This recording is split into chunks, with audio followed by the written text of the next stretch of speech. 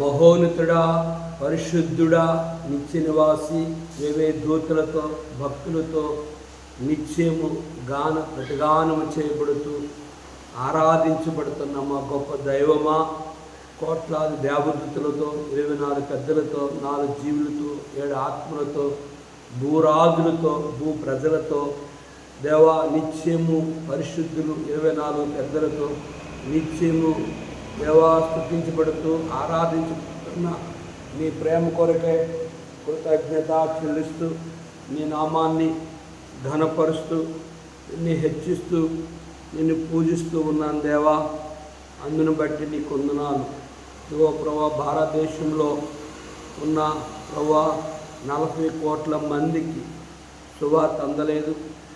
ఇదిగో ప్రభా, ఉత్తరప్రదేశ్లో 20 కోట్ల మంది రాష్ట్రంలో నివసిస్తున్న ప్రజలు రక్షణ కొరకు, వారు పరలోకంలో ప్రవేశం కొరకు, గంగానదిలో పాపాల నుండి ప్రలక్షణము కొరకు వారు ప్రతి సంవత్సరము లక్షలాది మంది హిందూ యాత్రికులు వస్తూ వెళ్తూ ఉంటున్నారు. అటు వారి రక్షణ కొరకు సృష్టికర్తను దేవుని ఎరిగినట్లుగా వారిని క్షమించి నీవే నిజమైన దేవుని ఎరిగినట్లుగా దేవ వారికి పాపక్షమాపణ కలుగు చేయమని భారతదేశంలో 4,60,000 మంది 60,000 గ్రామాల్లో సువార్త అందలేని ప్రజలు రక్షణ కొరకు ప్రార్థిస్తున్నాను. ఒక్కసారి కూడా ప్రభు యొక్క సువార్తని వినలేని ప్రజల కొరకు అట్టి వారికి నీ సువార్తను ప్రకటించినట్లుగా నీ దాసులైన వారిని పంపించమని దేవా, ఆ ప్రాంతంలో దేవా నీ సహాయము అనుగ్రహించి యెహోవా ఈరే అనే ఇటు పరిచర్యలో నువ్వు మాకు తోడుగున్న నీ ప్రేమ కొరకే నేను ఘనపరుస్తూ ఎఫెసీ పత్రిక 2వ అధ్యాయమును ఈ దినము ధ్యానిస్తుండగా 1వ అధ్యాయంలో 5 వర్తమానాల ద్వారా మాతో మాట్లాడి నీ ప్రేమ కొరకే కృతజ్ఞత చెల్లిస్తూ నీ మరణ పునరుద్ధానములో మమ్మల్ని పాలువారికి చేస్తున్న నీ ప్రేమ కొరకే నిన్ను కొనియాడుతూ యేసు నామములో అడిగి వేడుకుంటున్నాము తండ్రి, ఆమేన్. ప్రభువా నీవే నమ్మకమైన సామర్థ్యుడవు, ప్రభువా నీవే నమ్మకమైన సామర్థ్యుడవు, ఎంతో గొప్ప అద్భుతమైన ప్రశాంతుడా దయాళుడా, ఎంతో గొప్ప అద్భుతమైన ప్రశాంతుడా దయాళుడా, ప్రభువా నీవే నమ్మకమైన సామర్థ్యుడవు, ఇహ పారమందు నివసించువారు నీ నామమున మోకరింతురు, ఇహ పారమందు నివసించువారు నీ నామమున మోకరింతురు, మహిమా పరతురు దేవుని, మహిమా పరతురు దేవుని, అంగీకరించు ప్రతివాని జీవా నీవే క్రీస్తువానుచు, అంగీకరించు ప్రతివాని జీవా నీవే క్రీస్తువానుచు, ప్రభువా నీవే నమ్మకమైన సామర్థ్యుడవు, ప్రభువా నీవే నమ్మకమైన సామర్థ్యుడవు, ఐగుప్తు నుండి విడిపించిన వారిని నలువాది వస్త్రములు నడిపించితివి, ఐగుప్తు నుండి విడిపించు వారిని నలువాది వస్త్రములు నడిపించితివి, కాచితివి కనుపాపగా, కాచితివి కనుపాపగా, ఉంచియున్నావు మాదిరిగా వారిని, నీ ఆలోచన గొప్పది. ఉంచియున్నావు మాదిరిగా వారిని, నీ ఆలోచన గొప్పది. ప్రభువా నీవే నమ్మకమైన సామర్థ్యుడవు, ప్రభువా నీవే నమ్మకమైన సామర్థ్యుడవు. తుఫాను రేగి నిరాశపరచి, శత్రువు మా మధ్య చెలరేగగా. తుఫాను రేగి నిరాశపరచి, శత్రువు మా మధ్య చెలరేగగా. మమ్ములను రక్షించితివి, మమ్ములను రక్షించితివి. వాగ్దానములు నెరవేర్చి నీవే, నీవే స్వాస్థ్యము నిచ్చితివి. వాగ్దానములు నెరవేర్చి నీవే, స్వాస్థ్యము నిచ్చితివి. ప్రభువా నీవే నమ్మకమైన సామర్థ్యుడవు, ప్రభువా నీవే నమ్మకమైన సామర్థ్యుడవు. ఎఫెసీ పత్రిక అపోస్తలుడైన పౌలు రాసిన పుస్తకమును 2వ అధ్యాయమును ధ్యానిద్దాం. మీ అపరాధముల చేతను పాపముల చేతను మీరు చచ్చిన వారై ఉండగా ఆయన మిమ్మును క్రీస్తుతో కూడా బ్రతికించు. మీరు వాటిని చేయించు వాయుమండల సంబంధమైన అధిపతిని, అనగా అవిధేయులైన వారిని ఇప్పుడు ప్రేరేపించు శక్తికి అధిపతిని అనుసరించి ఈ ప్రపంచపు ధర్మము చొప్పున ముడుపు నడుచుకొంటిరి. గ్రంథ వాగ్దానంబులన్నీ నావి, ప్రతి అధ్యాయము 60వ వచనము. తాన దివ్య ప్రేమ వాగ్దానంబులు, గ్రంథ వాగ్దానంబులన్నీ నావి. ప్రభునందు ప్రేమైన దేవుని సేవకులకు, పరిశుద్ధులకు, మా ప్రియ దేశీయులు ప్రపంచంలో మరి ప్రభు యొక్క వార్తను సువార్తను వింటూ మమ్మల్ని ప్రోత్సహిస్తున్న అన్యజనులైన వారికి కూడా మా ప్రభు యేసుక్రీస్తు నామములో వందనాలు లేదా శుభములు తెలియజేస్తూ ఉన్నాం.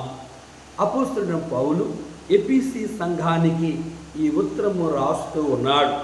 అపోస్తలుడైన పౌలు ఎఫెసీ సంఘములో ఉన్న పరిశుద్ధులను ఉద్దేశించి చెప్పిన ఉద్దేశాలు ఏమిటంటే, అనేక మంది అక్కడ రక్షింపబడ్డారు, మారుమనసు పొందారు కనుక వారు బాప్తిసం పొందారు, వారు ప్రభు బిడ్డలుగా చేయబడ్డారు, ప్రభు బలని సమీపిస్తూ ఉన్నారు, వారు ఆత్మీయంలో తీవ్రత కలిగే ప్రభువుని సేవిస్తూ ఉన్నారు.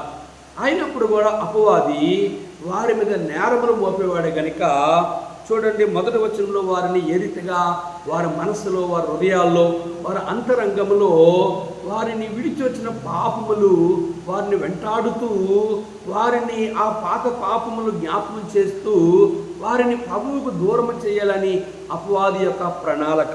చూడండి 2వ అధ్యాయము ఎఫెసీ పత్రిక 2వ అధ్యాయం 1వ వచనంలో, మీ అపరాధముల చేతను పాపముల చేతను మీరు చచ్చిన వారై ఉండగా ఆయన మిమ్మల్ని క్రీస్తుతో కూడా బ్రతికించును. ఓ ఎఫెసీ సంఘములో ఉన్నవారులారా, మీ అపరాధముల చేతను పాపముల చేతను మీరు చచ్చిన వారై ఉండగా ఆయన మిమ్మును క్రీస్తుతో కూడా మిమ్మును బ్రతికించను. మన ప్రభువైన యేసుక్రీస్తు వారు ఆయన జన్మించినప్పుడే ఆయన తల్లి గర్భవతి, మరియ గర్భవతి అవుతుందని దేవుడు చెప్పిన దినము నుంచే యేసు ప్రభువారిని ఎలా చంపాలి గర్భములో అని ఏ రోజులో సైతాను దూడి కనుక తను చంపాలి, తను జన్మించినప్పుడు కూడా చంపాలని 2 సంవత్సరాలు ఉన్న ప్రతి మగపిల్లవాడిని చంపివేయమని కానుపుల రాజు ఆజ్ఞాపించాడు. ఆయన పుట్టిన తర్వాత ఆయన 12వ సంవత్సరంలో యెరూషలేము దేవాలయంకి వెళ్ళి కనుక ప్రధాన యాజకులకి అనేక ప్రశ్నలు వేసినప్పుడు వారు సమాధానం చెప్పలేకపోయారు. ఆయన 30 సంవత్సరాల తల్లిదండ్రుల ఇంట ఉండి వారికి సహకారుడిగా ఉన్న ఆయన 30వ సంవత్సరం ఉపవాసం ఉండి ఆయన ప్రార్థన చేసినప్పుడు అపవాది 3 పర్యాయములు, ఒకటి ఆకలిని శోధిస్తాడు, కనుక రొట్టె వలన కాదు కానీ దేవునుడు ప్రతి మాట వల్ల బ్రతుకుతాడు సాతానా అని చెప్పినప్పుడు సాతాను వెళ్ళిపోయాడు. రెండవది, ఈ ఎత్తైన పర్వతం కిందకు దూకు, నీ పాదం రాయి తగలకుండా నీ దూతలు నీ దేవుణ్ణి కాపాడుతాడేమో అని చెప్పి ఆయన్ని అవమానపరుస్తూ వచ్చారు. నీ ప్రభు అయిన దేవుణ్ణి నువ్వు శోధింపవద్దని చెప్పినప్పుడు అపవాది వెళ్ళిపోయాడు. లోకమంతా నిమిషంలో చూపించి నీకు దేవుణ్ణి, నువ్వు నాకు సాగిలిపడు, ఇదంతా నీకు ఇచ్చేస్తున్నానని అపవాది ప్రభు యేసుక్రీస్తు వారిని శోధించినప్పుడు, సైతాన్ని గద్దించినప్పుడు, నీ దేవుడైన ప్రభువుకు మాత్రమే సాగిలిపడి ఆయన్ని సేవించని నీకు తెలియదా ఓ సైతాన్ అంటే సైతాను వెళ్ళిపోయాడు. కనుక ఎందుకు ఈ మాటలు జ్ఞాపకం చేస్తానంటే, విశ్వాస జీవితాల్లో, సేవకుల జీవితాల్లో పలుమారులు సంఘ జీవితంలో ఉన్న దేవుని పిల్లలు ఆత్మీయంగా బ్రతికిన వారి మధ్యకి అపవాది పలుమారులు వాడు ఆ మాటల ద్వారా, చూపుల ద్వారా, తలంపు ద్వారా, ఆలోచన ద్వారా, నడక ద్వారా, పడక ద్వారా పలు రకములుగా వాడు 24 గంటలు వాడు పడగొట్టడము ఎవడి పని. వాడు ఎవరిని పడగొడతాడు అంటే పరిశుద్ధులను. చూడండి, ప్రకటన గ్రంథము 12వ అధ్యాయంలో వాడు ఆయన ఆజ్ఞలు, ఆయన కట్టలు గైకొను వారిని పడగొట్టడము వాడి పని. అందుచేత ఆ ఘట సర్పము ఆగ్రహము తెచ్చుకొని దేవుని ఆజ్ఞలు గైకొనుచు యేసుని గురించి సాక్ష్యమిచ్చుచు ఉన్నవారైన ఆమె సంతానములో శేషించిన వారితో యుద్ధము చేటికే బయలు వెడలి సముద్ర తీరమున నిలిచెను. గమనించారా? కనుక అపవాది ఆయన ఆజ్ఞలు గైకుని వారిని, ఆయన మాట వినేవారిని, ఆయన చిత్తాన్ని నెరవేర్చే వారిని ఏమి చూపిస్తున్నాడు అంటే, కనుక మీ అపరాధముల చేతను పాపముల చేతను మీరు చచ్చిన వారై ఉన్నారు అని ఆ రీతిగా దేవుని పిల్లలని కలవరపడుతూ ఉన్నట్లుగా మనం చూస్తాం. అయితే ఇక్కడ రాయబడి లేక ఆయన మిమ్మల్ని క్రీస్తు కూడా ఒకప్పుడు ఆయన మీ కొరకే ఆయన మరణించి సమాధి చేయబడి తిరిగి ముచ్చేంజేడిగా లేచిన ఆయనే క్రీస్తు కూడా అపవాది నుంచి మిమ్మల్ని జయించాడు అని ప్రభువైన యేసుక్రీస్తు వారు వారికి అభయం ఇచ్చినట్లుగా మనం చూస్తున్నాం. చూడండి, ఇక్కడ మనం యోధా పత్రికలో గమనించినట్లుగా అయితే భక్తుడైన మోషే విషయంలో కూడా అపవాదు వచ్చి శోధించినట్లుగా మనం చూస్తున్నాం. చూడండి, 9వ వచనం, ప్రధాన దూత అయిన మిఖాయేలు అపవాదుతో వాదించు మోషే యొక్క శరీరము గురించి తర్కించినప్పుడు దూషించి తీర్పు తీర్చే తెగింపగా ప్రభు నిన్ను గద్దించునుగా కానిను. గమనించారా? అపవాది మోసే ఇశ్రాయేలును ఒకసారి ద్రోహిలారా అన్నాడు. బండను ఒకసారి కొట్టమంటే 2 సార్లు కొట్టాడు. దాని కారణం చేత మోసే శరీరం విషయంలో అపవాది మిఖాయేలు దేవదూతతో వచ్చి వాదించినప్పుడు దూషించి తీర్పు తెగింపగా ప్రభువు నిన్ను గద్దించినగా కంటే అపవాదైన సైతానుడు వెళ్ళిపోతూ వచ్చాడు. గమనించారా? కనుక వాడు 24 గంటలు తప్పులు పట్టేవాడుగా ఎవరిని ఏ రూపంలో పడగొట్టాలి, చెడగొట్టాలి అనేదే వాడి యొక్క ప్లాన్. చూడండి, ఆదికాండము మనం 3వ అధ్యాయంకి వెళ్తే సృష్టికర్తన దేవుడు సృష్టించిన ఆదామ అవ్వలని అబద్ధము చెప్పి ఆ పండు తినిపించినట్లుగా మనం చూస్తున్నాం. చూడండి, 3వ అధ్యాయం 1వ వచనం, యెహోవా దేవుడైన యెహోవా చేసిన సమస్త భూజంతువులు సర్పము యుక్తి గలదై ఉండెను. అది ఆ స్త్రీతో ఇది నిజమా? ఈ తోట చెట్ల ఫలంలో దేని పనులైనా మీరు తినకూడదని దేవుడు చెప్పినా అని అడిగను. అందుకు స్త్రీ, ఈ తోట చెట్ల ఫలము మేము తినవచ్చును, అయితే తోట మధ్యలో ఉన్న చెట్టు ఫలమును గూర్చి దేవుడు మీరు చావకున్నట్లు వాటిని తినకూడదని వాటిని ముట్టకూడదని చెప్పినని సర్పముతో అనను. అందుకు సర్పము, గమనించండి, అబద్ధం చెప్తుంది, మీరు చావనే చావు, ఎల్లనగా మీరు వాటి తినజనమున మీ కన్ను తెరవబడును, మంచి చెట్లు ఎరిగిన వారై దేవదూతల వల్ల ఉందిరని దేవునికి తెలియనని స్త్రీతో చెప్పగా. ఎప్పుడైతే అపవాదు మాట, ఆ సర్పం మాట అవ్వ విన్నదో కనుక ఆ పండు తిన్నది, తన భర్తను కూడా తినిపించింది, దేవునికి దూరం చేస్తుంది. కానీ ఇక్కడ ఎఫెసీ పత్రికలో మనం గమనిస్తే మీ అపరాధముల చేతను పాపముల చేతను మీరు చచ్చిపోయారు అని వారిని, విశ్వాసులుగా ఉన్నవారిని, సేవకులుగా ఉన్నవారిని పలుమారులు అపవాది వారిని పడగొట్టడమే వాడి యొక్క ప్రయత్నం.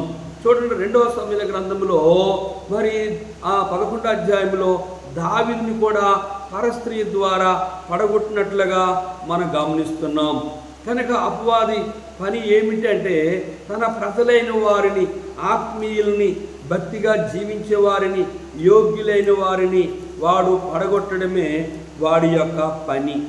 అయితే చూడండి, ఇక్కడ మనం గమనించినట్లుగా అయితే దావీదు జీవితంలో చేసిన పాప విషయంలో దావీదు ఒప్పుకున్నాడు. 11వ వచనం, 12, 13 నేను పాపము చేస్తున్నని దావీదు నాతో అనగా నీవు చావుకున్నట్లు యెహోవా నీ పాపమును పరిహారించును. అయితే ఈ కార్యము వల్ల నీవు దూషించుటకు, యెహోవాను దూషించుటకు ఆయన శత్రువులకు నువ్వు గొప్ప హేతువు కలుగు చేస్తువు గనుక నీకు పుట్టిన బిడ్డ నిత్యముగా చచ్చునని దావీదుతో చెప్పి తన ఇంటికి వెళ్ళెను. గమనించారా? దావీదుని పాపము చేయించింది అపవాది. ఆదాము వల్ల పాపము చేసి దేవుని దూరం చేసేది అపవాది. దావీదు చేసిన పాపమును యథార్థముగా ఒప్పుకుంటూ వచ్చాడు. ఇది దేవుని పిల్ల యొక్క లక్షణం. కనుక దావీదు తన పాపము ఒప్పుకున్నాడు కనుక దావీదుని దేవుడు నీ పాపం పరిహారించబడ్డాది అని తెలియజేశాడు. ఇక్కడ చూస్తే అపవాది కనుక మీరు మీ పాపం చేతను అపరాధముల చేతను మీరు చచ్చిన వారై ఉండగా అని వారిని భ్రమపరుస్తూ ఉన్నారు, కొరింథీ ఎఫెసీ సంఘములో ఉన్నవారిని. కానీ ఇక్కడ మన పితరుడైన చూడండి, యోసేపు ఆ పరిస్థితులు తన ముందు పాప విషయంలో అవకాశం వచ్చినప్పుడు యోసేపు దేవునికి భయపడిన వాడై యోసేపు ఆ పాపమునకు దూరముగా పారిపోయినట్లుగా మనం గమనిస్తున్నాం. ఇక్కడ అపవాది యోసేపుని మరి పాపములో పడగొట్టాలని చూడండి, ఇక్కడ మనం గమనిస్తే ఈ మాట గమనిద్దాం. 9వ వచనం, నీవు అతని భార్యవైనందున నిన్ను తప్ప మరి దేనిని నాకు అప్పగింపక ఉండలేదు. కాబట్టి ఎట్లు ఎంత ఘోర దుష్కార్యము చేసి దేవునికి విరోధముగా పాపము కట్టుకుందని తన యజమాని భార్యతో అనను. దినదినము ఆమె యోసేపుతో మాట్లాడుచుండెను గాని అతడు ఆమెతో శయనించుటకైనను ఆమెతో నుండుటకైనను ఆమె మాట విన్నవాడు కాడు. ఇట్లుండగా ఒకనాడు అతడు తన పని మీద ఇంటి లోపలికి వెళ్ళినప్పుడు ఇంటి మనుషులు ఎవరునూ అక్కడ లేరు. అప్పుడు ఆమె అతని వస్త్రమును పట్టుకొని తానుతో శయనింపమని చెప్పగా అతడు తన వస్త్రము ఆమె చేతులు విడిచిపెట్టి తప్పించుకొని పారిపోయెను. గమనించారా? అపవాది ఈ పొతిఫర భార్య ద్వారా యోసేపును పడగొట్టాలని ప్రయత్నం చేసినప్పుడు యోసేపు జ్ఞానవంతుడై దైవ భయము కలిగిన వాడై నేను దేవుని దృష్టికి ఇంత ఘోరమైన పాపము చేయలేనని చెప్పి తప్పించుకొని పారిపోయిన కారణం చేత ఐగుప్తు దేశానికి ప్రధానమంత్రి అయ్యాడు. ప్రియ సహోదరి, ప్రియ దేవుని సేవకులారా, విశ్వాసులారా, మన జీవితంలో అపవాది 24 గంటలు వాడు మన మీద దాడి చేస్తూ ఉంటాడు. చూడండి, మనము వాడి నుంచి తప్పించుకోవాలంటే ఈ యొక్క లేఖనంలో యాకోబు పత్రిక 4వ అధ్యాయంలో దేవునేమో ఏం చెప్తుంది, దేవుని వాక్యము మనం గమనించినట్లుగా అయితే 4వ అధ్యాయంలో ఒక మాట చదువుదాం. 7వ వచనం, కాబట్టి దేవునికి లోబడి అపవాదిని ఎదిరించుడి, అప్పుడు వాడు మీ యొద్ద నుండి పారిపోను. దేవుని వద్దకు రండి, అప్పుడు ఆయన మీ వద్దకు వచ్చును. పాపులారా మీ చేతులు శుభ్రము చేసుకుని, దిమనస్కులారా మీ హృదయములను పరిశుద్ధపరచుకునుడి. వ్యాకులపడుడి, దుఃఖపడుడి, ఏడువుడి. మీ నవ్వు దుఃఖమునకును మీ ఆనందము చింతనకు మార్చుకొనుడి. ప్రభు దృష్టికి మిమ్మల్ని మీరు తగ్గించుకొనుడి, అప్పుడు ఆయన మిమ్మల్ని హెచ్చించును. యోసేపు తగ్గించుకున్నాడు, హెచ్చింపబడ్డాడు, పాప విషయంలో తప్పించుకున్నాడు. దావీదు అపవాది చేసే ఉరిలో పడిపోయాడు. తన జీవితకాలం అంతా తన ఇంటిలో తన పిల్లల మూలముగానే యుద్ధాలు వచ్చాయి, తన పిల్లల మూలంగానే తనకు అవమానం కలిగింది. ఈ 2 విషయాలు మనం గమనిస్తే, ప్రియ దేవుని సేవకులారా, పరిశుద్ధులారా, సంగముగా ఉన్న నీ జీవితంలో పాపము చేయాలన్నా దావీదు వలె నీ ఇష్టమే, దానికి శిక్ష అనేది ఉంది. యోసేపు వలె పాపమును తప్పించుకొని పారిపోయినట్లుగైతే నీకు దీవెన ఆశీర్వాదం అనేది ఉంది అనేది ఈ రెండు సన్నివేశాలు మనకు జ్ఞాపకం చేస్తున్నాయి. యోసేపుని పడగొట్టాలని అపవాది ప్రయత్నం చేసినప్పుడు యోసేపు తప్పించుకొని వచ్చాడు.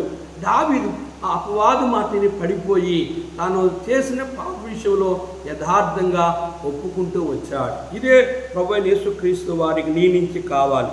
చూడండి, ఎఫెసీయులకు 2:2 మీరు వాటిని చేయుచు వాయుమండల సంబంధమైన అధిపతిని అనగా అవిధేయులైన వారిని ఇప్పుడు ప్రేరేపించు శక్తికి అధిపతిని అనుసరించి ఈ ప్రపంచ ధర్మము చొప్పున మునుపు నడుచుకొంటిరి.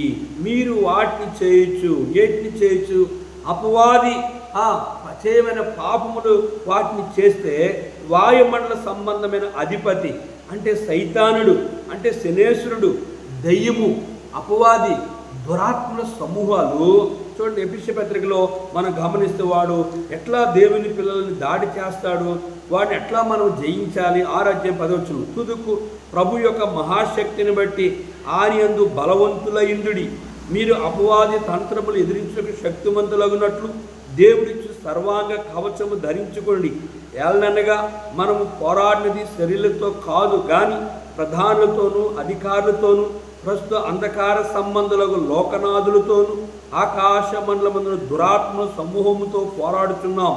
అందుచేత మీరు ఆపద్దినమందు వారిని ఎదిరించుటకు సమస్తము నెరవేర్చిన వారి నిలువబట్టుకు శక్తివంతులగునట్లు దేవుడిచ్చి సర్వాంగ కవచము ధరించుకోండి.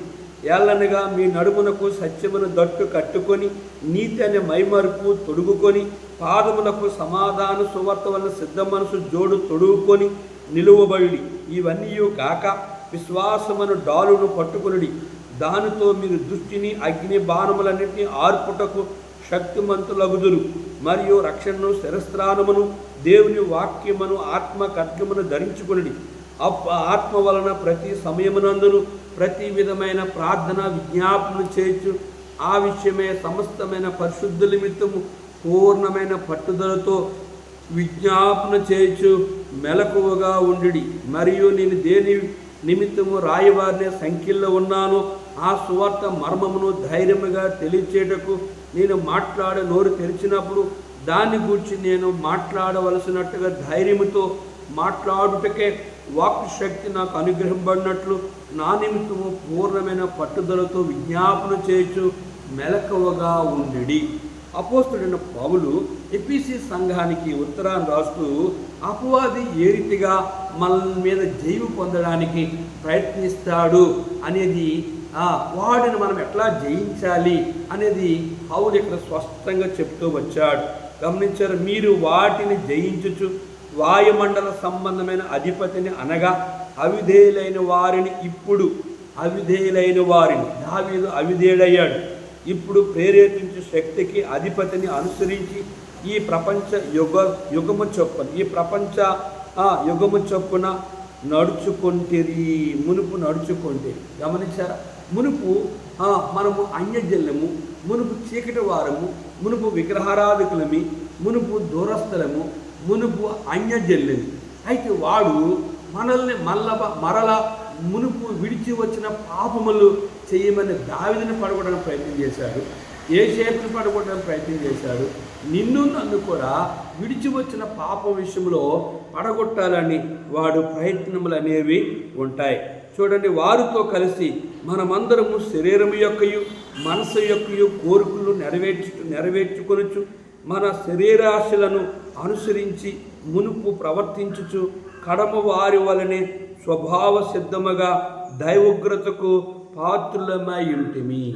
కనుక మనము దావీదు వలె మనం పాపము చేస్తే, ఆదాము అవ్వల వలె పాపము చేస్తే, వారితో కలిసి మనం అందరము శరీరము యొక్క మనసు యొక్క కోరికలు, శరీరం యొక్క కోరికలు, మనసు యొక్క కోరికలు నెరవేర్చుకుంటే మన శరీరాశలను అనుసరించి మునుపు ప్రవర్తించుచు కడమ వారి వలనే స్వభావ సిద్ధముగా దైవోగ్రతకు పాత్రులమై ఉంటిమి. దైవోగ్రతలు అంటే ఇక్కడ ఏముందంటే ఉగ్రత పాత్రులమై ఉంటిమి. దావీదు దేవుని శిక్ష తన పిల్లలకు ఉంచుతూ వచ్చాడు.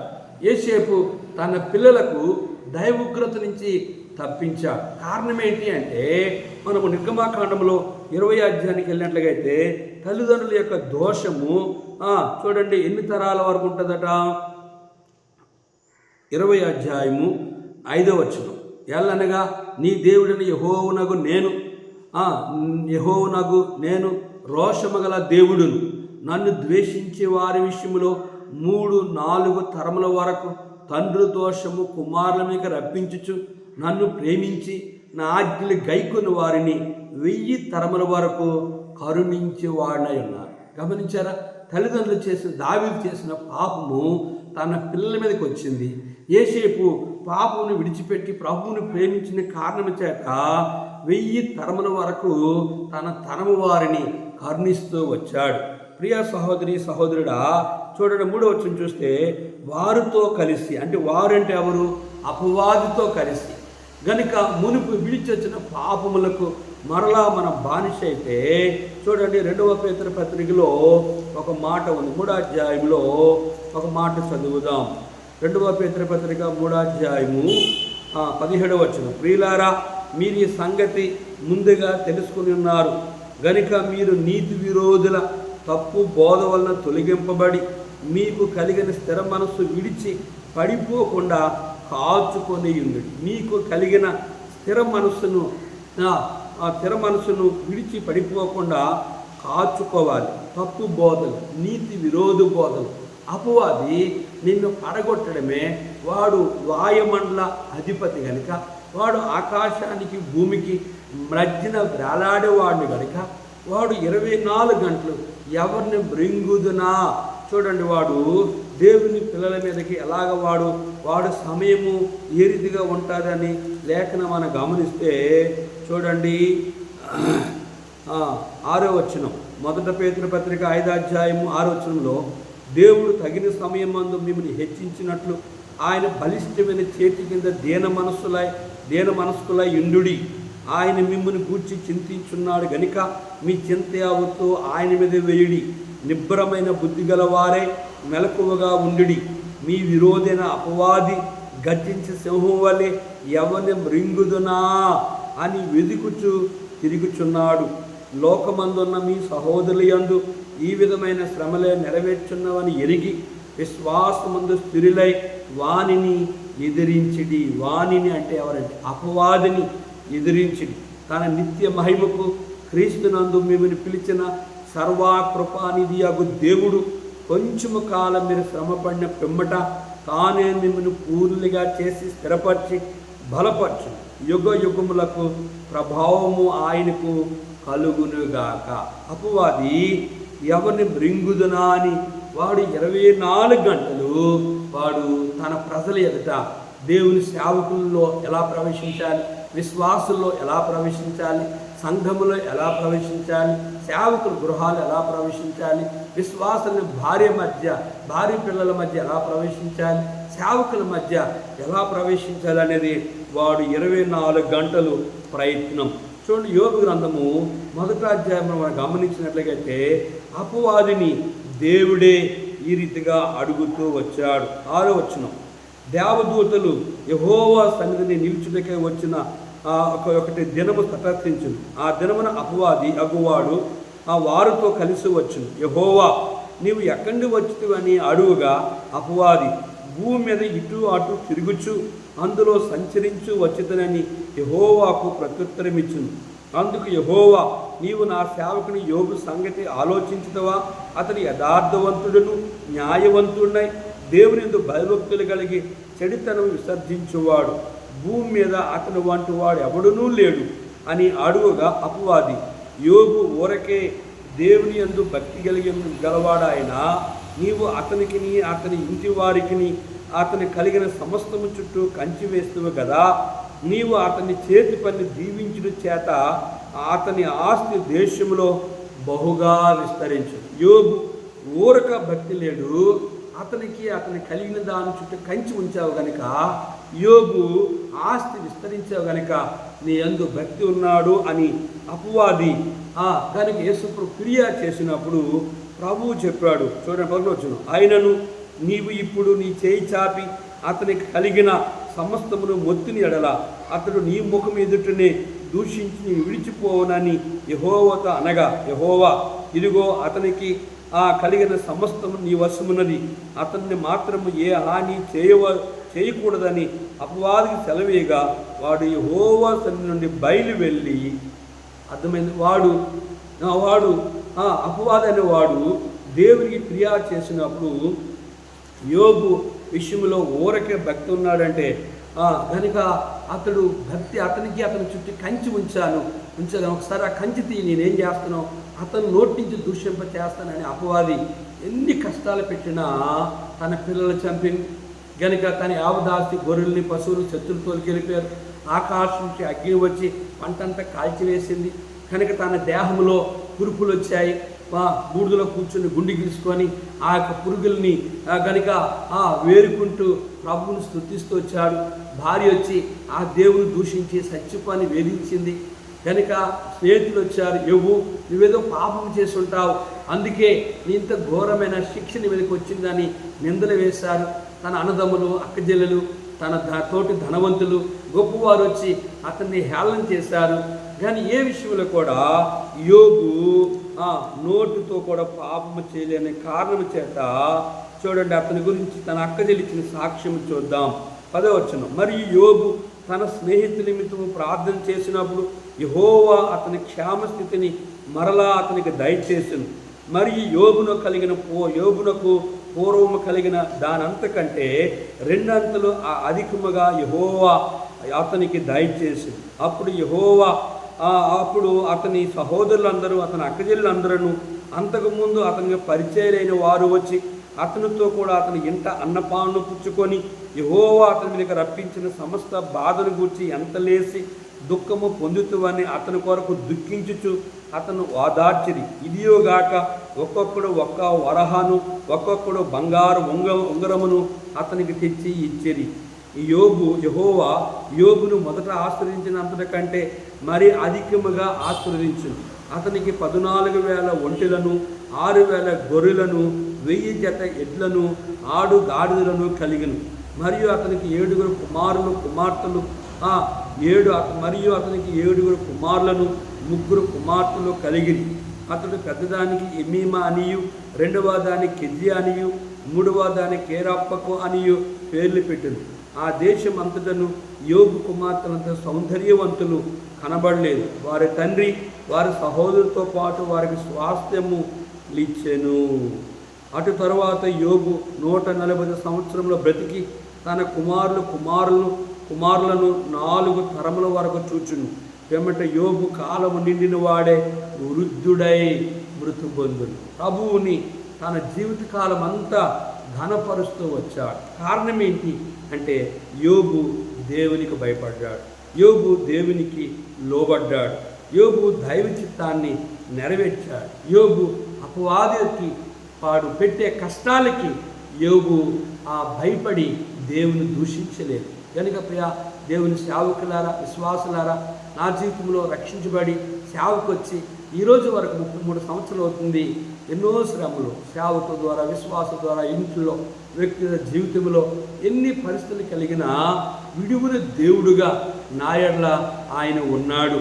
కనుక ఆయన ఎన్నడూ ఆయన నమ్మేవారిని ఆయన విడిచిపెట్టడు. యోబుని మొదట ఆశీర్వదించడం కంటే మరి 2 అంతలుగా యోబుని ఆశీర్వదించాడు. నీ జీవితంలో అపవాది మాట వినకుండా సృష్టికర్తన దేవుని మాట వింటే నువ్వు ఆశ్రయించబడేవాడుగా ఉంటావు. దైవోగ్రతకు చూడండి 3వ వచనం చూస్తే, వారితో కలిసి మనమందరము శరీరం యొక్కయు మనసు యొక్కయు కోరికలు నెరవేర్చుకొనొచ్చు, మన శరీరాశలను అనుసరించి మునుపు ప్రవర్తించచ్చు, కడమ వారి వలనే స్వభావ సిద్ధముగా దైవోగ్రతకు పాత్రులమై ఉంటుంది. కనుక దేవుని కోపానికి దావీదు తన ఇంటి వారికి గురయ్యాడు. యోసేపు తన ఇంటి వారికి ఆశ్రద కారకుడుగా గురయ్యాడు. కనుక నీ జీవితంలో యోబు తన ఇంటి వారిని కనుక ఆశ్రద కారకుడుగా యోబు జీవించాడు. నీవు నీ జీవితంలో పాపము చేయాలన్నా నీ ఇష్టమే. పాపము నుంచి అపవాది పాపము చేయించేవాడు. కనుక దేవుడు పాపం ఎప్పుడు తప్పిస్తాడంటే నీలో తప్పించుకోవాలని కోరుకుంటే ఆయన తప్పిస్తాడు. కీర్తన 34:7 యెహోవా యందు భయభక్తుల వారి చుట్టూ ఆయన దూత కావలి ఉండి వారిని రక్షించెను. కనుక మన కొరకే మరణించి తిరిగి లేచిన ప్రభువు త్వరగా రాబోతున్నాడు. ఆయన వచ్చినప్పుడు అపవాది ఊళ్ళో నుంచి నువ్వు తప్పించుకోవాలంటే ఇదే అనుకూల సమయం, ఇదే రక్షణ దినం. నరకం ఎవరికంటే అపవాదికి వాని దూతలకి.